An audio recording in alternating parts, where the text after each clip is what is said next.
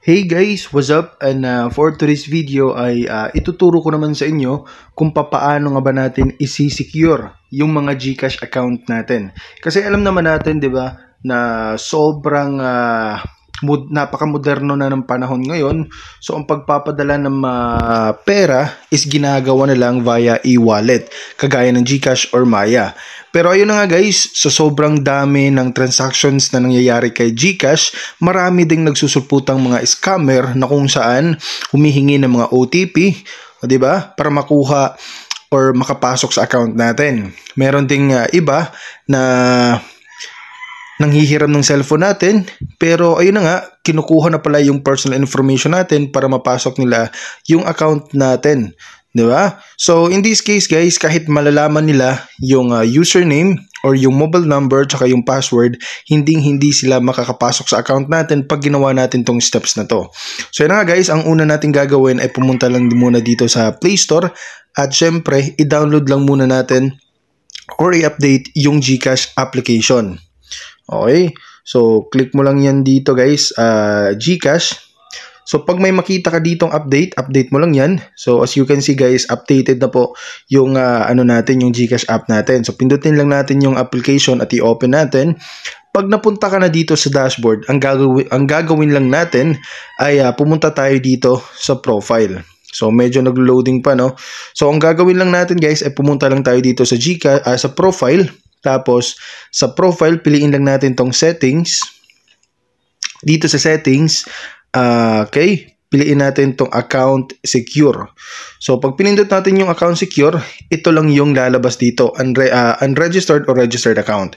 So, dito, naka-register na itong account ko, itong Vivo V2059. So, ang ibig sabihin nito, kapag nalaman mo yung password, password tsaka yung mobile number dito sa GCash account ko, hindi mo siya mapapasok kasi nga naka-register siya dito sa account ko.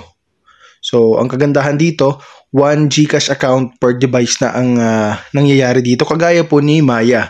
So, napaka-useful nito para safe yung yung account natin, kasi sobrang dami na ng reklamo na kung saan napapasok ang account nila, kinukuha yung balance. Pero in this case guys, kapag tinurn on mo to, magiging secure na yung GCash account mo. So as you can see, pwede ko rin i-unregister to.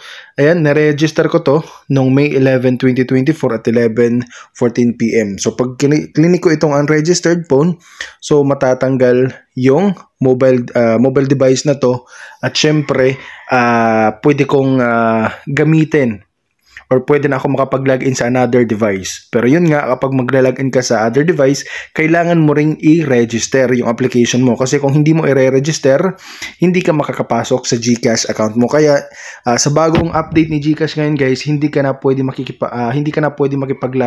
makilogin sa devices ng ibang or sa mga kakilala mo. Kasi kailangan mo na talagang i-register yung device mo para ma-link dito sa GCash. So, kapag hindi ka makakapasok. Okay? So, yung proseso pala para ma-register, so click mo lang yung register. Yung iba naman, automatic si GCash na yung nagre-recommend pagkatapos mo mag-login ng pagkatapos mong i-input yung mobile number tsaka yung password, makakapasok ka na, pero hindi ka pa didiretso sa dashboard.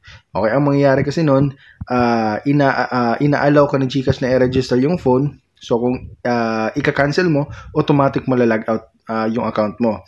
So, ayun guys, click mo lang yung register, tapos hihingan ka ng mga information doon, pati yung selfie. Okay? So, i-scan yung mukha mo, then automatic, ganito na rin yung mangyayari. Mare-register yung mobile device mo dito sa GCash. So, malilink na sila. So, I hope guys, nakatulong tong video na to. And yan, nabubulol na tayo. So mag-comment lang kayo dyan sa comment section at sasagutin ko naman yung mga katanungan nyo.